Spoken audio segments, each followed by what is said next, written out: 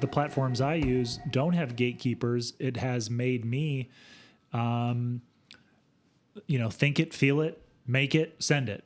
Like, and then as the point I was going to make too about these forces at play, I can sometimes let myself go, dude, you haven't put a video out in 2 weeks. Like, you got to just make something, And it's like, do you? Yeah.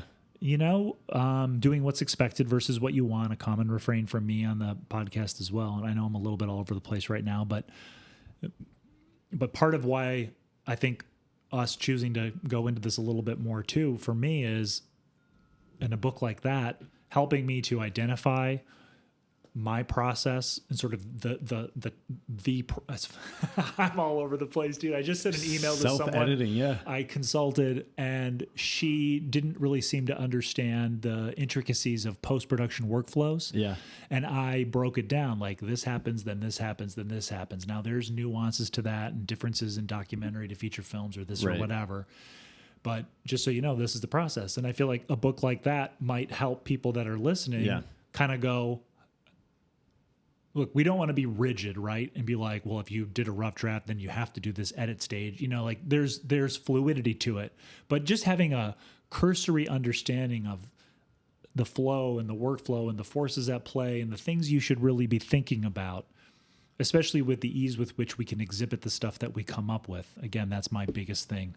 Think it, feel it, make it, send it. Yeah. And how can a book like that and the editing process and the presence of gatekeepers actually be a good thing that elevates your work? Yeah. So it's not just... Well, in your mind, break down this process, because I'm with you. Geez, and this is something more people need to understand, especially anybody who's worked professionally in a creative field knows the frustration of this not being understood, because everybody tries to commoditize things. Yeah. And when you lose the core process or the view of what that process needs, I'm sorry, creativity is the same thing as it's always been for the history of time. Yep. Creativity has never changed. Yeah. Getting something from idea to finished product, it can take on different forms, but in its essence, it's the same. No matter what, whether you're in music, whether you're in film, whether you're in photography, whether you're in painting, whether you're in digital art, whether you're in television production or, feature, documentary, it doesn't matter. It's the same, whether you're making a podcast, writing a book, making a magazine, it's the same core process. So I think outlining that process, and then I want to hear an argument from you for gatekeepers. Just 100%. Because I'm just, there's no definitive, yes, gatekeepers, no gatekeepers. It's somewhere in the middle, as most things are. But I want to hear your argument for gatekeepers. I'm curious. Well, and I think the argument too is, and this is something for me to think about, is how do you create a gatekeeper in your own mind and in your own, this sounds corny, but your own heart? Like if you don't have a gatekeeper that's keeping you from putting your work out there, whether it's making a book or a video or whatever, should you create your own gatekeeper? A voice in your mind that says, maybe this can be better. Yeah. Now there's pitfalls to that. You could sit there and edit and work on something endlessly. Great works are never finished. They're only abandoned. We have all these sort of cliches and ideas that have come up through the, centuries of creative processes that we all undergo. But do you think we're becoming, we almost, as a culture, went so far in one direction of just, like you said, think it, make it, put it out. Yeah, and I think are we talked about that in the last episode. Is that almost something where you should, we talk about this idea of don't let other people influence, your work. That's something that a lot of people probably think is a core, you just make what you're making. Yeah. And then we also have this other, contrasting belief of look for good criticism. And, you and I will show each other work and just be like, hey, get in and there's I think one of the keys is you have to have trust. Yeah, absolutely. With the person, with their taste, with that they understand what you're going for, that you understand. Yes, that they're not going to impose their agenda or what they would do with it. They're understanding your vision and what you're trying to do. Should we all be seeking out editors? Should we all be it's a hard thing to do. You ask any professional editor. Yeah. Every author thinks they don't need an editor. Right. Right. Every author is like, no, I edit myself. It's perfect. Mm-hmm. But you get a great author with a great editor, and the work kind of transcends. Yeah, absolutely. The individual pieces. So does everybody need, like, if you ask me, do you need an editor? I'd be like, no, I'm my best editor. I think, but I like, there's a part of me that's like, I think I actually need an editor. And I think that's why I share work with, Yeah. I want people to share work with. I just wonder if it's some mediums.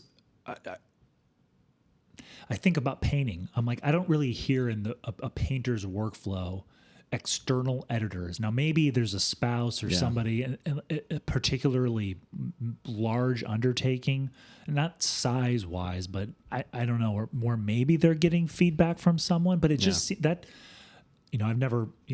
I've never really had in-depth conversations with painters, but when I look at like what I think the workflow is for a painter, I feel like there's so much self-editing going on.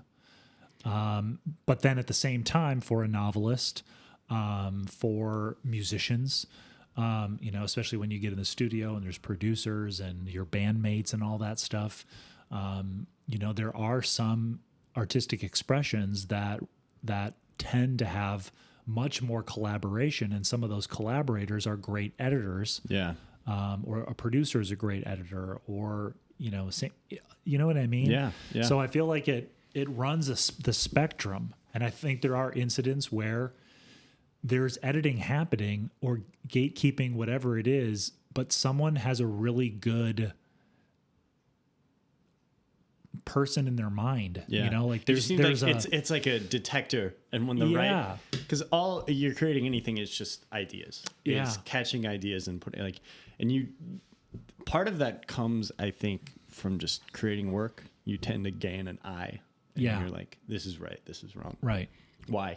I don't know. You can step in and do it your way. In my eye, this is right, this is wrong, and that's how you start to see. That's why everything is subjective. Right. Because there's a choice being made. And you can take two things that are try to be objective, and it's going to be subjective because there's too many decisions for it not to be. Yeah. And so I think you should lean into that. And so I would make the argument like external editing is not a necessity. But then I think of writing and how useful that can be sometimes to have. Because I agree with you on painting. I don't know if you hear about there's a painter in this book, and they talk about like she'll completely scratch out masterpieces. Yeah. Because she's working to get somewhere else. Yeah. It's not like you look at it and you're like, the average viewer, that's amazing. Yeah. Right. It's not right though. Yeah. So it's completely subjective, right? But why is it with text? It's like, and maybe that's not true. Like, Moby Dick is a behemoth, and I'm sure most people are like, this thing could have been edited. Yeah. But it loses the character. It's not the work if it's less. It had been a golden afternoon, and I remember having the familiar conviction that life was beginning over again with the summer.